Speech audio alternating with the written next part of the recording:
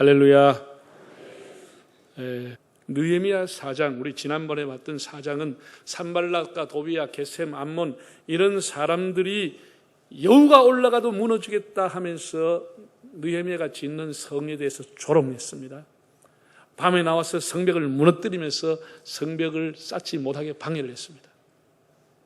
이 집요한 방해가 끝까지 일어납니다. 외부에서 계속 공격하는 겁니다. 그런데 오늘 본문에 보면은 5장은 내부에서 드디어 문제가 터져버렸습니다. 그야말로 내우외한, 안에서도 심각한 갈등과 문제가 터져버리고 밖에서는 계속 공격하고 이런 시련을, 내우외한을 느헤미야가 겪게 되고, 그의 그 비전이었던 예루살렘 성벽을 쌓는 것은 그냥 포기될 수밖에 없을 정도로 내부가 폭발해버렸습니다. 네. 우리가 국가의 흥망사를 보면 국가가 무너지는 것 별거 아닙니다. 물론 마지막에는 외부가 침입에 들어오지만 진짜 근원은 정쟁, 내부에서의 정쟁, 왕자의 난, 관리들의 부패, 이런 것이 결국은 망조로 가고 나라를 무너뜨리는 것입니다. 내부에서 다 일어나는 겁니다.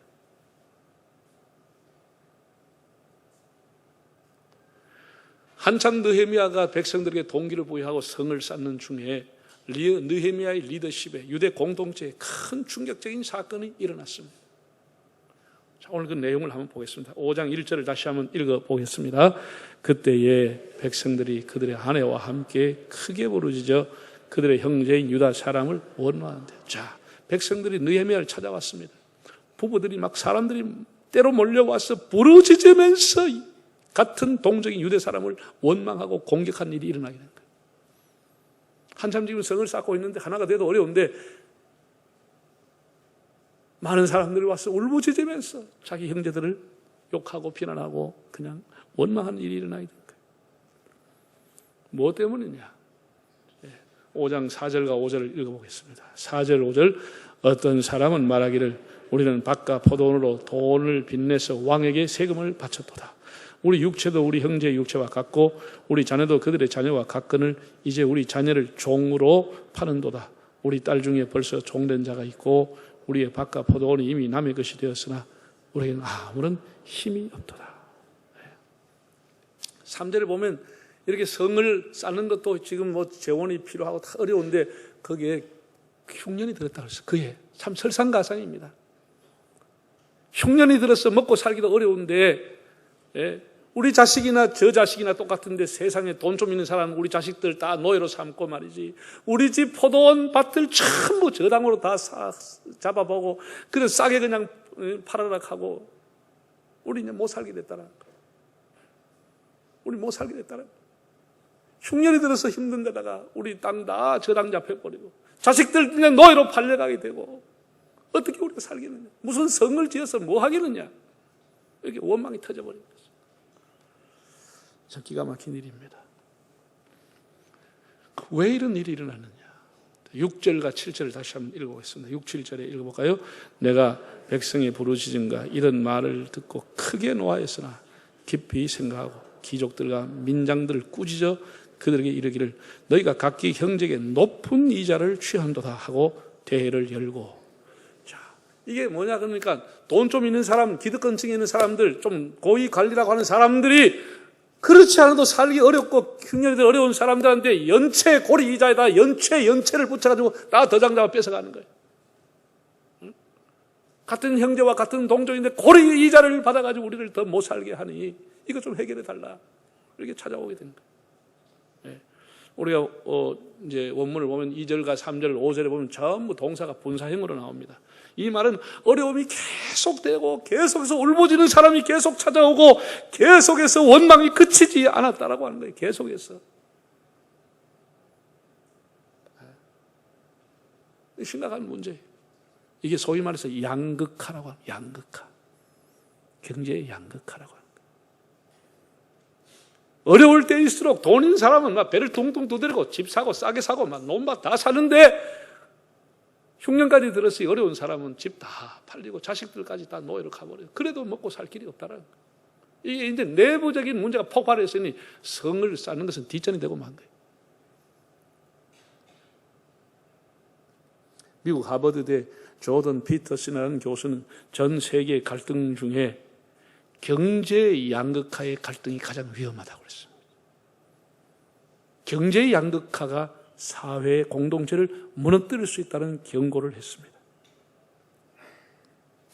100년 전 파레토라고 하는 사람이 20대 8의 비율을 얘기했습니다. 2대 8.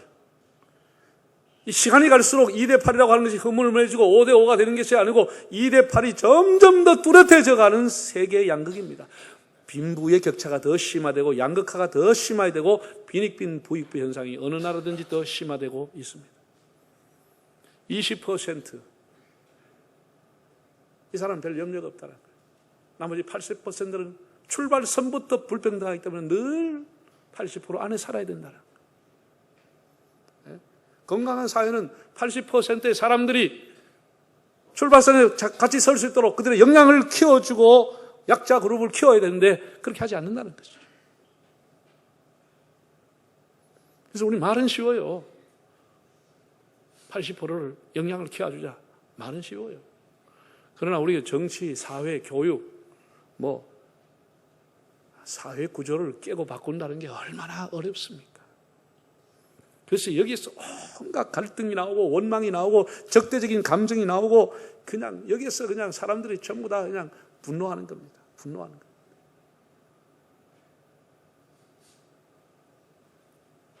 잘 사는 사람은 대를 물려가지고 잘 살고 가난한 사람은 대를 물려가 가난할 수밖에 없는 이 구조.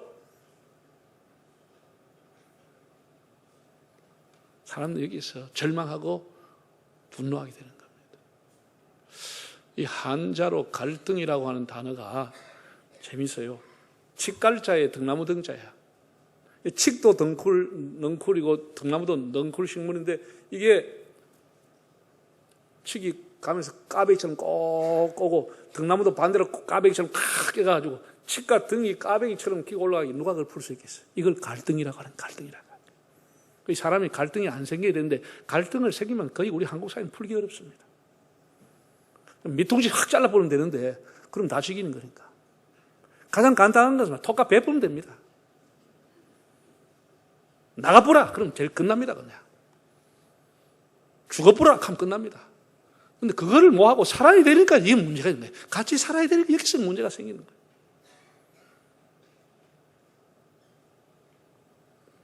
여러분 사회, 인간 사회의 갈등은 제가 생각해 보니까 에덴 동산에서부터 시작이 된 거예요. 아담과 하와가 하나님을 불순종하면서부터 하나님하고 갈등이 생기기 시작했어요. 그리고 부부 간에 갈등이 생겼어요. 그리고 그 부모가 낳은 자식들이 가인과 아벨이 갈등해서 지게pos어.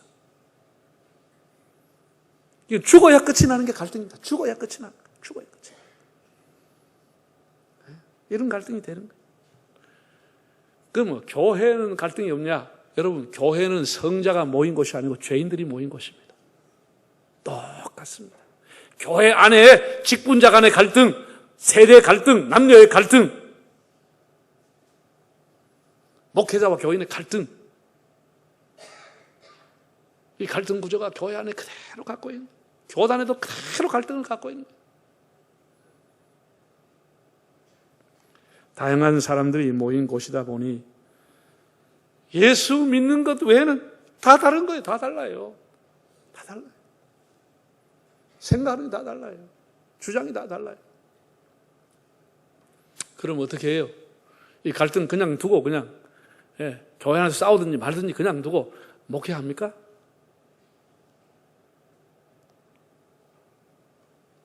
갈등과 아픔과 내상을 그대로 두고 그 분열 상태를 그냥 두고 못 본 척하고 지나가요? 이걸 누군가 치료해야 될 것 아니에요. 이 편도 못 들고 저 편도 못 들고 누군가 치료해야 될 거 아니에요. 누군가 멍에를 메고 이걸 해결해야 될 거 아니에요. 그냥 둬요? 알아서 하라고. 느헤미야는 이렇게 울부짖는 서민들의 갈등에 대해서 어떻게 풀었느냐. 이걸 해결하는 거예요. 해결. 정말 느헤미야는 위대한 사람입니다. 오늘 그것을 우리가 배우고자 하는 겁니다. 제가 보니까 5장에 한 4가지 단계가 나옵니다. 4가지 단계가. 첫 번째 단계는 분노하는 단계입니다. 분노하는 거예요. 자, 다시 5장 6절 한번 읽어보겠습니다. 5장 6절. 내가 백성이 부르짖은가 이런 말을 듣고 크게 뭐 했다고요? 크게 노했다는 거예요. 크게 분노했다는 거예요. 백성들이 저렇게 살기 어렵다고 부르짖는 소리를 들을 때 너무 분노가 된다는 거예요. 얼마나 마음이 상해요. 가난한 사람들이 먹고 살 수 있도록 해야지. 세상에 어려운데 경제 흉년까지 들었는데 고리 이자를 연체를 받는다는 게 이 말이 되냐 이게? 이 상식이 되냐? 분노하게 돼. 분노하게.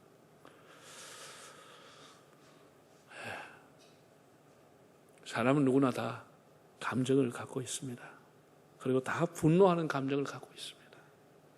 뭐 상식이 안 맞다 하면 사람들이 의로운 분노를 하고 상식적인 분노를 하고 거기에는 또 이기적인 분노까지 들어 있습니다. 느헤미야 분노했습니다. 얼마나 화가 나겠어요. 세상에 자식들 다 저당 잡혀놓고 팔아먹고 그런 가운데서도 이자 받는 계속 고리 이자를 받고 눌러 제끼고 압력을 가하니 그게 어떻게 되겠어요? 사회가 어떻게 되겠습니까?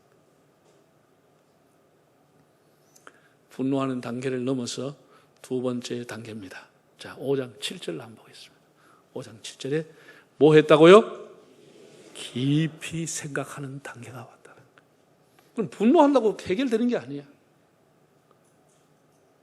화를 낸다고 해결하는 문제가 아니야. 이 문제는 이거는 돈을 이미 하면 주고받고 사인해서 도장까지 등기까지 넘긴 걸 이걸 화를 낸다고 될 일이 아니야. 이건. 생각하다고 하는 이 말을 히브리어로 말라크라고 하는데 심사숙고하다 그런 뜻입니다. 네, 여호수아나 느헤미야가 참 훌륭한 사람인 것은 이런 분노 앞에서 기도하고 깊이 생각해 보는 거예요. 이를 어떻게 풀어야 될까? 여러분 사람이 분노를 조절할 수 있는 키는 생각과 기도입니다. 우리가 이 일에 대해서 기도하고 생각하면 분노라고 하는 감정이 차분해지게 되는 겁니다.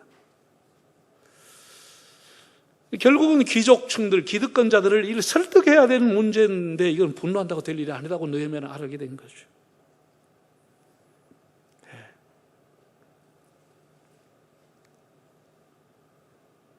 여러분 제방뚝이라고 하는 것은 제방이라고 하는 것은 뚝이 무너지면은 그 안에 부자고 가난한 사람이 다 죽는 거예요. 가난한 사람만 죽는 게 아니에요. 제방뚝이 터지면 마을 다 쓸어버리는 거예요. 느헤미야도 이런 것을 생각한 거예요. 모두가 살 수 있는 길이 뭘까? 생각해 보는 거예요. 그 다음을 생각해 보는 거예요. 분노 이후에 같은 연대의식, 같이 하나가 돼서 유대 공동체를 하나님 말씀 공동체로 세워야 되는데 이렇게 갈라져 있고 이렇게 양극화 되어 있으니 어떻게 해야 되나 생각해 보게 돼요. 그래서 세 번째 단계가 나옵니다. 그가 깊게 생각하고 한 게 뭘 했느냐? 다시 한번 7절 볼까요? 7절 보면 깊이 생각하고 귀족들과 민장들을 꾸짖어 그들에게 이르기를 너희가 각기 형제에게 높은 이자를 취한도다 하고 뭘 열었어요? 대회를 열었다는 거예요. 집회를 열었어요. 공청회를 열었어요. 모든 사람의 의견을 수렴할 수 있도록 부자도 오라, 가난한 사람도 오라, 같이 한번 대화해보자 라고 하는 것을 열었다는 거예요. 우리 길이 뭐냐? 이렇게 원망하는 사람이 한쪽에 이렇게 많은데 이거 어떻게 해야 되겠느냐 하면 모여서 한번 총회와 대회를 한번 열어보자. 대회를 열어 사람들 다 모은 거예요.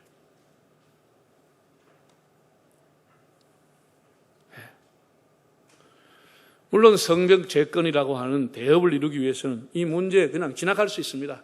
가난한 사람은 오늘만 가난한 게 아니고 예나 지금이나 늘 가난한 사람이 있어 왔기 때문에 그냥 모른 척할 수 있습니다. 그러나 느헤미야는 책임감을 가지고 옛날에도 가난한 사람이 있고 지금도 가난한 사람이 있고 옛날에도 원망하고 울부짖은 사람이 있었지만 이 문제는 심각하다 해결해야 되겠다는 생각을 하고 다 대회와 총회를 열게 된 것이죠.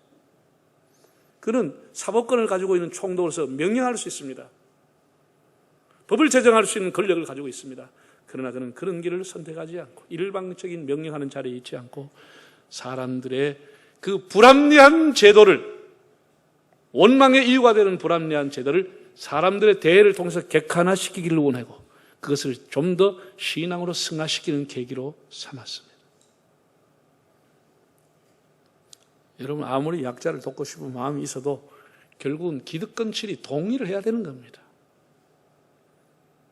노동자들이 아무리 잘 사는 세상을 만들려고 해도 그 기업하는 사람들의 마음이 열려야 되는 것이지 법으로 한다고 되는 게 아닙니다.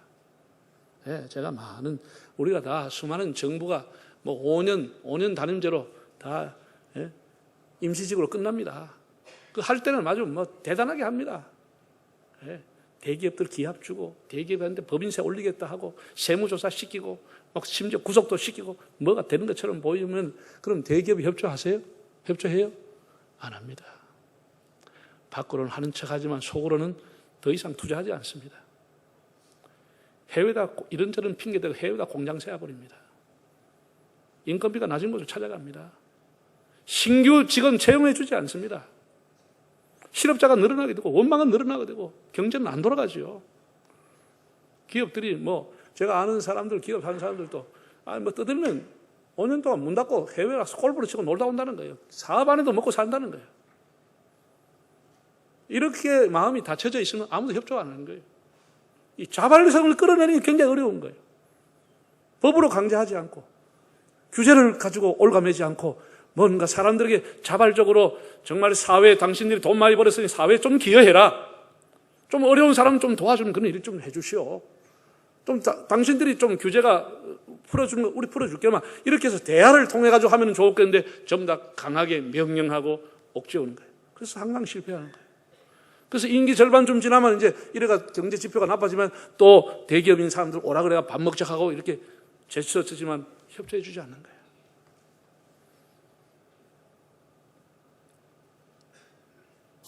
우리 기업하는 사람을 죄인시하면 그 사람들이 어떻게 열심히 일하겠습니까?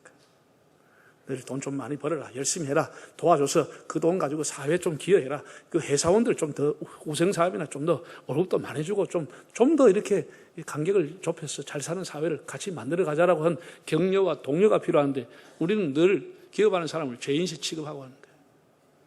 그 사람이 기부하겠어요? 이런 느헤미야는 공감대를 형성하는 총회를 열었다, 대회를 열었다고 합니다.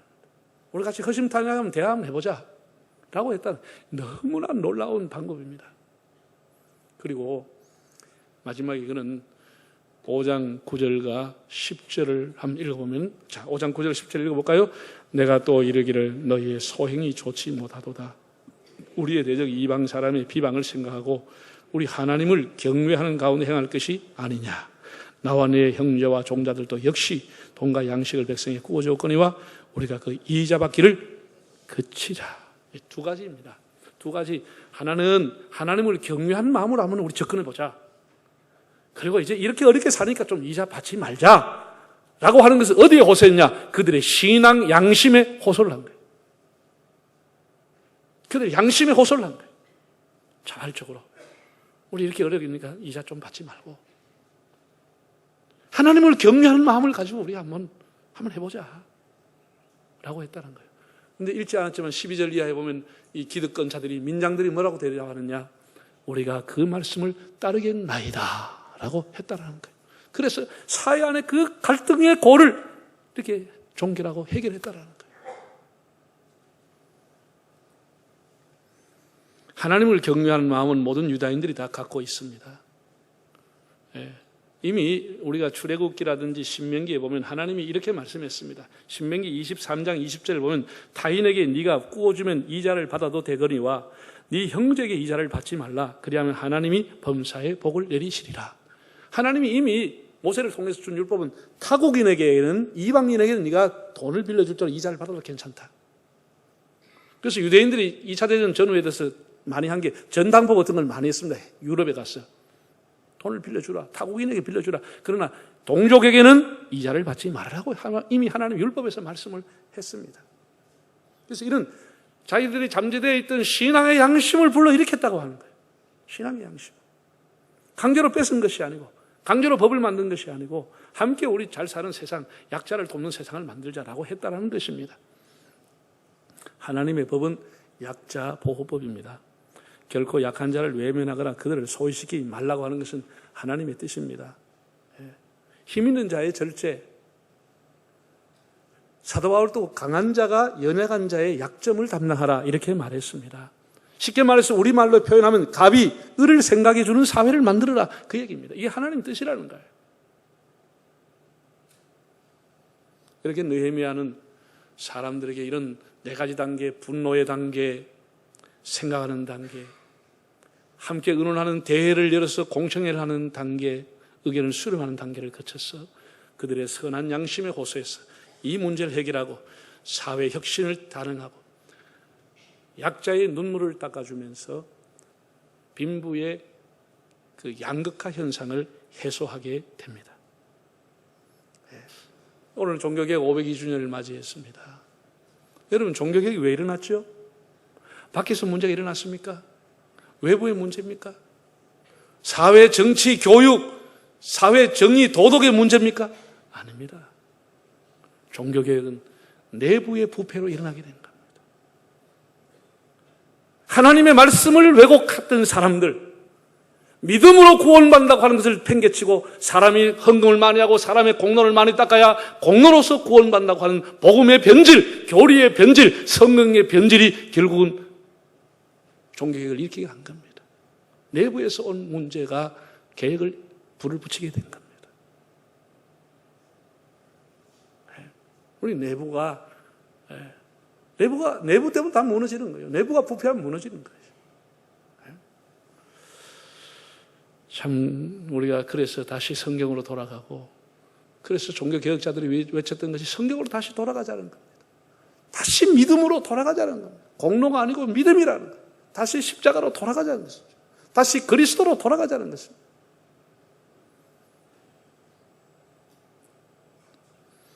사랑하는 여러분, 지금 우리 사회를 이렇게 보면은 이제 우리 사회가 너무 신용 불량자가 많아졌잖아요. 200만이 넘었다, 300만이다 이런 얘기가 들릴 정도로 신용 불량자가 많아진 거, 그 집안이나 친구 누구 하나 보증만 잘못 쓰면 신용 불량자가 돼버리는 거예요.